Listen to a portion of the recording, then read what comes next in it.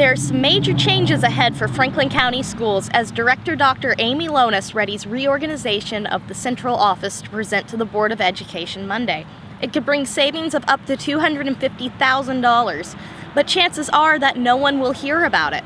Hi, I'm Olivia Hires, and this is a Buzz Moment. You're going to see more of what we saw at February's meeting as a group opposed to a Gay Straight Alliance club at Franklin County High School clashed with club members and their supporters. The issue began when a local businessman orchestrated a campaign opposing the club. In turn, the Cumberland Center for Justice and Peace organized a rally ahead of the meeting. Media from Nashville and Huntsville showed up, as well as nationally syndicated blogs and web news services. The GSA too organized a campaign, and soon thousands of messages from all over the world flowed in. The club is protected under the equal access policies the board adopted as a means to qualify for about $4 million in federal aid. At a board workshop Monday, one proposal was to rewrite those policies in such a way as no clubs or public use of school properties could exist, and the $4 million will still come to the county. Lisa Rung from Swanee said it was a very bad idea. That's my understanding. I'm not an expert, but that academic means tied to a particular topic. Mm-hmm. Like math club is math, French club is French. Mm-hmm. So beta is not a certain topic. Okay. So that's why it's not academic. Okay. Well, that's my impression. I mean, this. How a lot of people are, worried about how, if this does go through, how will this, impact the students? Yeah. Well, obviously it's going to make their time in school a lot less enjoyable, but it's also going to hurt their applications for college because a lot of colleges look at your activities. Mm-hmm. The extracurriculars are. Mm-hmm. And if you can't take part in extracurriculars, that's a big disadvantage to our kids. Does this seem to stem directly from the backlash? It obviously does. I mean, I was at the meeting Monday, and one thing that came out at that meeting was a board member brought up they review their policies on a calendar, like every so many years, everything is systematically reviewed. And he said, you guys approved this policy in, I want to say 1996. So he gave a date, you approved this policy on this date. And now you want to change a policy. He said that most of these board members that are here tonight were on the board at the time, last time we talked about this. Mm-hmm. And you all agreed it was a good policy. And now you want to throw this policy away. Only one thing has changed between that last date and this date. And that was the formation of this one club. It is absolutely cut and dry. The only reason you're doing this is because of that one club. Yeah. And that is just obvious that that's exactly what's going on, and it's well documented. Well, if all of the non-academic, non-curricular clubs are banned, mm-hmm. They aren't allowed to meet on school property anymore. Right. Does that still leave the board member, in your opinion, you're not an expert, like you said, are they guilty of discrimination? Yes. You think that will open them up for legal action? Oh, I believe so, yes. Because they clearly acted knowingly and in a discriminatory fashion. And I would like to say one thing, a lot of people don't understand. I keep going, why do we need this club? Why do we need this club? I don't understand why we need this club. Well, if I could explain to people the way I see it, I think people are finally beginning to understand that LGBT kids are at the highest risk for suicide and drug addiction and all kinds of problems like that. And the reason is because everyone tells them all the time, we don't want you here, you don't belong here, we don't need you, we'd be better off without you. And the point of this club is to tell them that no, you're valued, you're appreciated, we need you here. And so what they're doing is they're amplifying that message. They're basically saying, we want to erase you, we wish you didn't exist. And to say that to someone who's already, marginalized is just, I think if they thought about it, they wouldn't do it.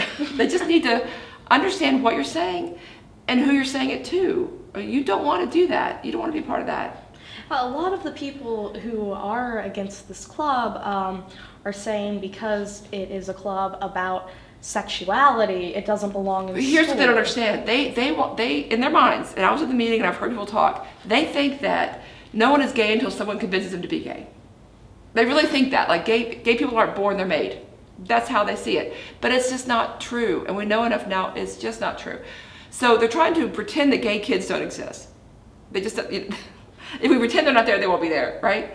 Mm-hmm. But as a result, what those kids are hearing is that you are not acceptable as you are. Mm-hmm. We wish you weren't here. And so we wish you didn't exist. And so the GSA is simply to let them know that it's a support group. Right. It's not it's not about anything actually No, sexual. I mean, the existing policy already says there's no adults can come to the meeting on a regular basis. They had this idea that, oh, people are going to come to these meetings and have this agenda and whatnot, but if you read the rules, people from outside the group can be invited to speak, and this goes for all clubs. You know, FCA, same deal. You cannot have a preacher come and run the FCA. They can't do it. It can't be their project. They can have guests just come in and speak once in a while, but outside people cannot attend regularly.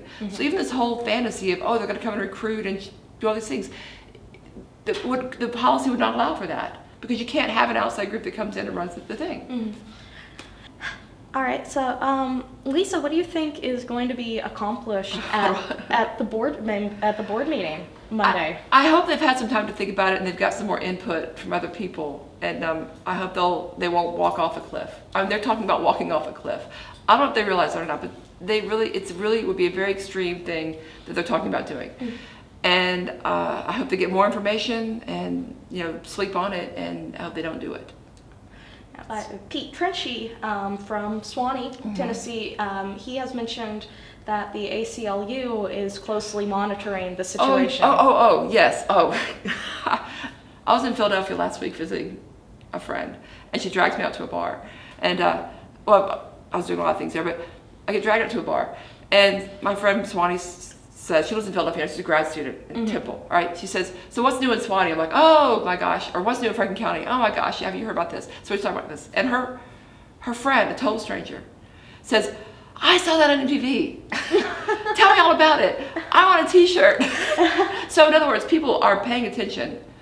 This isn't just a This is not just a local thing. People are paying attention. And as far as ACLU, I mean, I'm not really worried at all, because the way that these things happen is we win this fight in like a month or 2 months when they decide to step away from the ledge, or we win this fight in 2 years when they do the wrong thing and there's lawsuits and there's a lot of unhappiness. There's only one way that it ends. There's a long road and there's a short road. Try to see it from these kids' point of view. Put yourself in their shoes. Imagine how it would feel if you were told that you aren't important, you don't count, you're not valuable. Imagine hearing that every single day. And then imagine there's a place where people say, no, you're one of us, you belong here, we care about you, you're worth fighting for. And then someone tries to say, no, we're going to take it away from you. You can't have that. Board member Adam Tucker suggested that the board exercise caution in rewriting the policies. If they are challenged in court and the school system loses, individual board members could be held liable as well as the county. He suggested that the board send the policy draft back to Dr. Lonas to get legal counsel and wait until May to review and change the policy.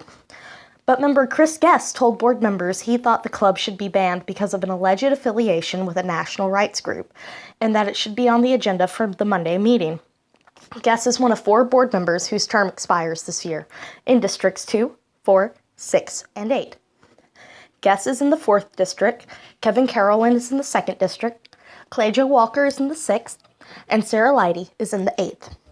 Thursday, Dr. Lonas moved the meeting to the high school auditorium, preparing for another packed room of angry protesters, none of whom are interested in the board's plans to improve school operations or cut costs. The Buzz will be webcasting the rally live on Twitter, Facebook, and YouTube, and the board meeting live from 6:30 p.m. until it ends. You'll see and hear all of it, including an explanation why the teachers' raise fell from 4% to 1%, Dr. Amie Lonas' plans at the central office, and everything else the board decides. For The Buzz, I'm Olivia Hires.